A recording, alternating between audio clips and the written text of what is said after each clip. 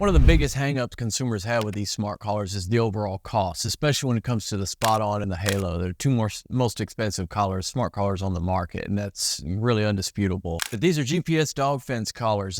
You create virtual fences. They've got a lot of flexibility and advanced technology going on in them, and it's just something that other similar smart collars, or at least smart collars that are trying to go for a similar type of usability, just don't have. In this video, I want to really go into the pricing models for these collars, what to expect from them, what you're getting for your money, your overall value, the things that make sense to a customer who's looking at forking over this kind of money. I think it's really important you understand the dynamics of it. And mostly we're going to be comparing the Halo and the SpotOn collars. I may mention another smart collar system here or there, but this is the main focus of this this overall video is going to be SpotOn and Halo and the real cost of GPS smart collars. Now, before we do a deep dive into a price overview, what are the real benefits of these GPS dog fences? And with the Halo and the SpotOn, they have a lot of similarities. There's a few things here and there that really separate them, but in general, you've got flexible boundaries, you've got ease of installation, you've got advanced tracking features, and mostly what these collars are designed to improve is your peace of mind with your dog, especially people who live on properties that don't have any kind of physical fencing. Now, I've got physical fencing, but my dogs can jump it, so the collars are very beneficial to me because of that. But the technology in these collars is pretty significant. That's the reason that, a lot of the big complaints you see about them are over their battery. You generally get 22 to 24 hour batteries, and these are 22 to 25 hours now with the new the SpotOn Omni. And I think the biggest thing and the most important factor to consider when purchasing these collars is the benefits and overall value you're getting for the money that you're spending, because it is an exorbitant price tag. So you want the absolute best peace of mind that these collars can offer. Now, with that being said, again, the SpotOn and the Halo collars are the leading smart collars in this kind of market, period. It's for tracking and for containment purposes. Now, you got a lot of other collars. You got a lot of collars above my head here that do similar things, but when it comes down to a significant containment, tracking, health, and stuff like that for your dog, and which we'll get into here in a little bit, especially with the Halo side of things, that's what these collars do. That's what makes them significant. It's what separates them from the pack. Really, the features of the Halo and the SpotOn are very, very similar. I mean, these are two highly competitive companies against each other. They don't really focus on other smart collars when they're, attacking each other. You jump on SpotOn, you see SpotOn attacking Halo. You jump on the Halo website, you see Halo attacking SpotOn. You don't see them messing around or talking about any other collars because these are the two premium collars on the market. As far as differences are concerned, you got the SpotOn has a forest mode and an off-grid mode, something that the Halo lacks. And on the Halo side of things, you get a beacon with your collar, and that kind of serves the function of keep out zones. And the SpotOn is probably a little more accurate, and there's some data that backs that up. But the major separating factors, I think, and just through personal experience, is going to be that Halo beacon with the Halo and the off-grid mode, forest mode that you get with the SpotOn. Now, there are other ups and down features that these two have that are dependent on subscription services, again, which we'll get on into here in a little bit. And those are, I think, are distinct separating factors as well. But like I said, we'll cover that more in depth here in a minute. Now, covering what I call intangibles, these are like the little things that aren't necessarily a specific feature of the collar. They're more like a specific feature of the brand, or how they're the selling process, the marketing, so to speak. It's not necessarily something that the collar does functionally. These things are like return policies, customer support, dog training apps, damaged collar returns, things of that nature. The SpotOn has a 90-day return policy, and that is by far the top of the line. You're not going to find that with any other smart collar on the market. That would be my cat. The Halo has a 60-day return policy, so 30 days shorter. You get 2 months with the Halo, 3 months with the SpotOn. Customer support with the SpotOn, you basically are getting 7 days a week, chat, email. I think I'm gonna say it's 9 a.m. to 6 p.m. depending on where you're located. So you may want to check, Eastern Standard Time, Central Standard Time, that sort of thing. Halo also offers customer support. You can chat with them, you can talk to them on the phone, but they also offer it through Zoom calls, which is pretty neat. The SpotOn, in that same vein, will also offer a 30-minute dog training session with a certified dog trainer, which I think is pretty cool. That's the dog training aspect of the SpotOn. The Halo, instead of doing it live like that with a certified dog expert, it's got a load of video content on the app when you download it, so you get all kinds of dog training stuff that way, but it's not necessarily something you can go back and forth with a dog trainer with. It's just something that you watch and learn. As far as damaged collars, the SpotOn really has the advantage here. They've got the one-time accident replacement policy, which is basically you get your collar back, or you get a replacement collar for free. SpotOn will help you locate it. The dog rips it off, tears it, it gets stuck in the mud, something like that. You get a one-time return. Halo does something similar for their damaged collars, but you do have to pay a $200 fee. They actually say $199, but $200, whatever, same thing. After taxes, you're going to pay more than that anyhow. But those are the intangible comparisons between the two, which I think are, just as important. They're not insignificant because they're not actually, part of the functionality of the collar.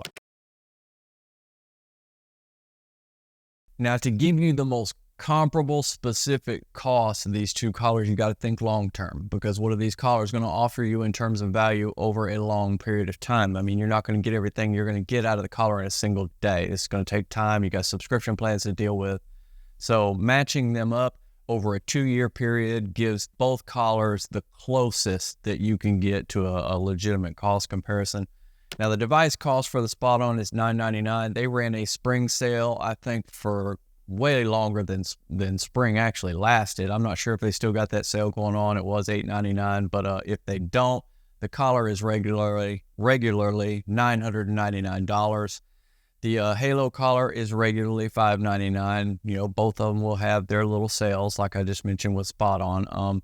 Plan for 2 years with the SpotOn, and SpotOn, keep in mind, you don't have to have a subscription. You only need a subscription if you're going to do location tracking.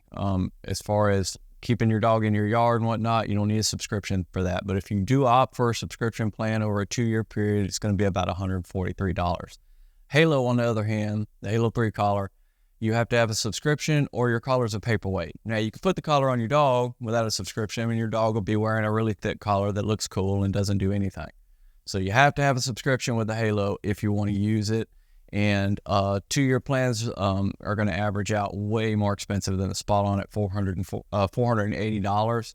Then you got the protection plan, which you don't really need with SpotOn, because you got your free thing and you got your 90-day guarantee. So overall, the protection plan for it is going to be $0. Protection plan for the Halo is $240. So if you want to add that on, that's 240 buckaroos. The keep out zone feature for the SpotOn, you don't have to pay additional for that. It's already in the app. It's already used on the collar, or it's a feature of the collar. You don't have to pay anything extra for it. If you want, now the Halo comes with a beacon, and it's a spherical keep out zone. So, you got to think of it in terms of a sphere. You can set it anywhere inside the house. You can set it outside the house if you get the one that's waterproof. And they sell 4 variations of these things, and it comes with one. The collar comes with one Halo beacon. If you want more, like for your keep out zones, to create keep out zones, you're going to pay an additional $40 per beacon, and you need to get the waterproof one, obviously, if you're going to set it outside. Now, you could set it outside inside a shed, and that's fine. But if you're going to put it somewhere where the rain is going to touch it, or humidity or whatever, you want that specific one. Shipping, $0 for SpotOn, $20 for Halo. So overall, you're looking at SpotOn $1,142 for this same 2-year period that I mentioned for both of these collars. And the Halo is going to be slightly more at $1,379. So it's not a huge difference over that 3-year period, but you can already see the Halo getting a little more expensive and the SpotOn, shrinking down a little bit. So in terms of value, that's what you get in 2 years. All right, so let's break this down into a comparison table between the SpotOn and the Halo, and you'll see this up here on the screen here. I'll make it visible for you. When you break down all these different various features, there's, it's a pretty sizable table because there are some significant difference between the two. SpotOn with number of fences is unlimited. No subscriptions required, and you get unlimited number of fences that you can create. And that's not just in your yard. You can create them anywhere, all over the country. I've got fences up in Tennessee. I've got fences that are miles from here. The Halo collar, it depends on the subscription, but your base plan, you only get 5 virtual fences with it. The monthly plan cost for the SpotOn, if you subscribe, is $9.95. For the Halo collar, they have 3 tiers. They got your basic, your silver, and your gold. And you're looking at $9.99 for your basic, $14.99 for your silver, and $19.99 for your gold. Creating a fence with the SpotOn, you can either walk it out in your yard or you can draw it.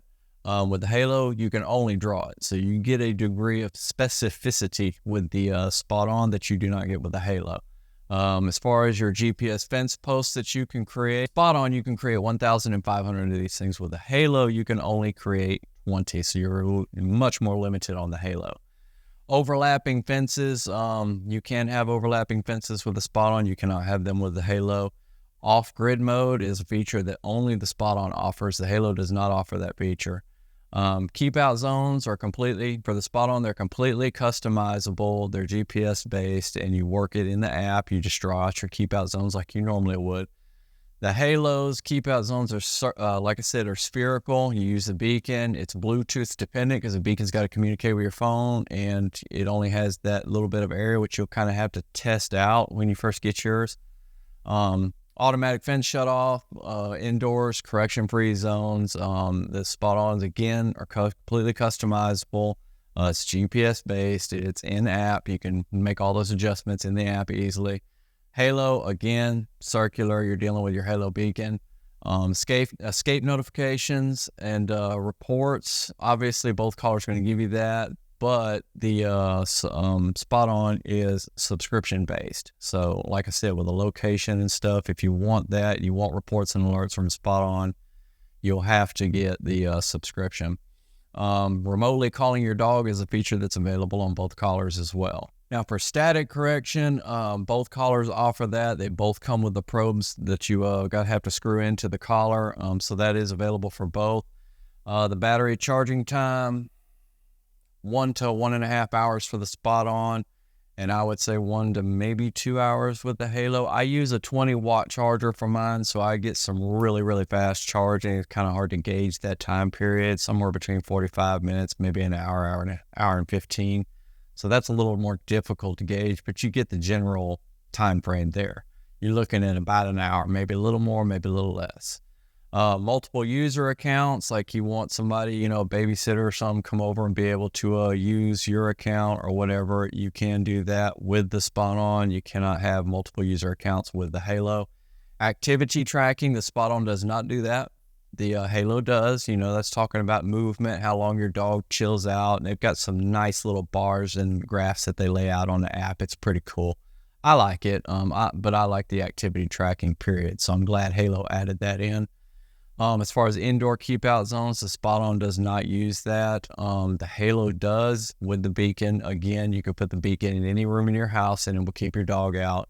The entire house, I guess you could make it a keep out zone for the SpotOn, but that wouldn't make any sense because anytime they come in your house, their collar will go off. So, but inside the house, the GPS just isn't functional enough to really make that an accurate use of the keep out zone for the SpotOn, so I wouldn't do it.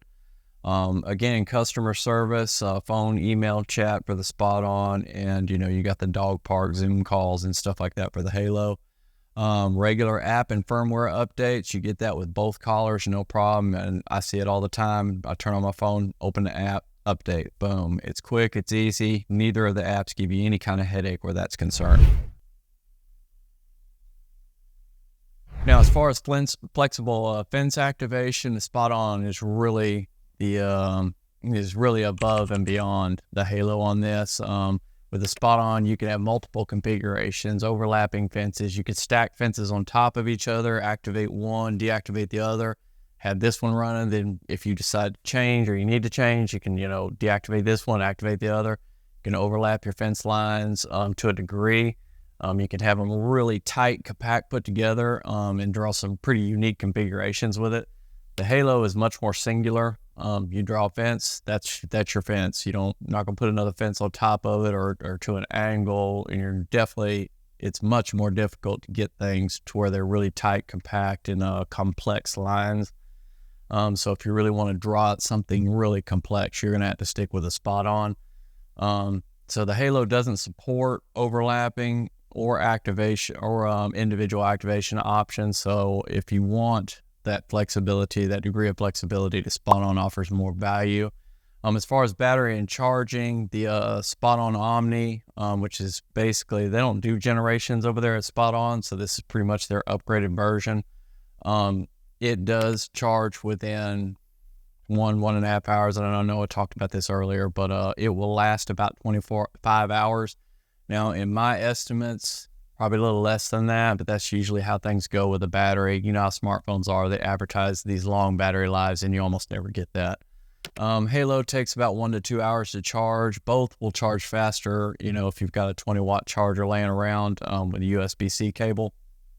And it will last between, I'd say 20 and 22 hours. There are some that claim it lasts much longer, up to 30 hours, but I have never personally experienced that. So as far as safety and compliance are concerned, well, actually, I do want to mention one other thing about the Halo battery. It uses a magnetic charger, which is a little more, to me, it's a little more convenient than what the SpotOn has, because it just pops on there and you don't have to worry about gunk and dirt and mud and stuff getting up inside that USB port or that USB-C port. That's something you don't have to worry about.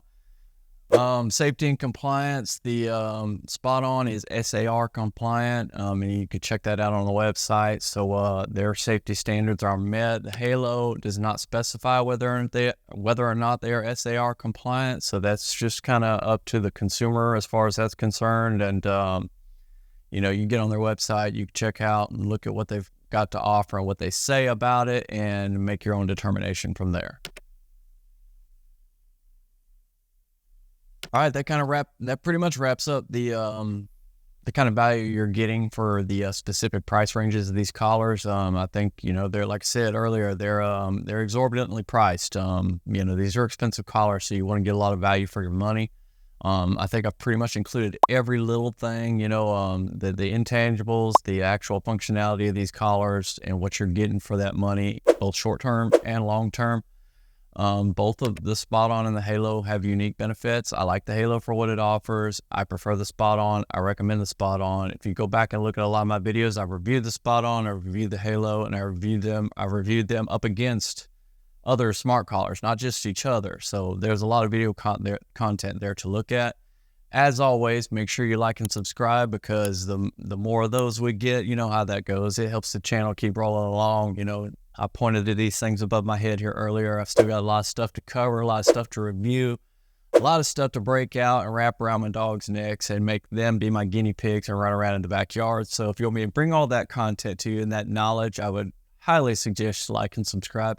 And please do comment if you've got questions, concerns, or if you want to talk about a specific collar, if you've got specific experience that you want to let me know about. I'm always happy to add that stuff in. I'm always happy to go on there and check and respond to your questions and concerns whenever possible. I try not to miss any. It may take me a little while to get to some of them, but I do my best. I'm only human at the end of the day. So please do that. Comment, like, subscribe. That will make me very happy. And I really appreciate y'all checking out the channel today and watching this video, and have a fantastic day.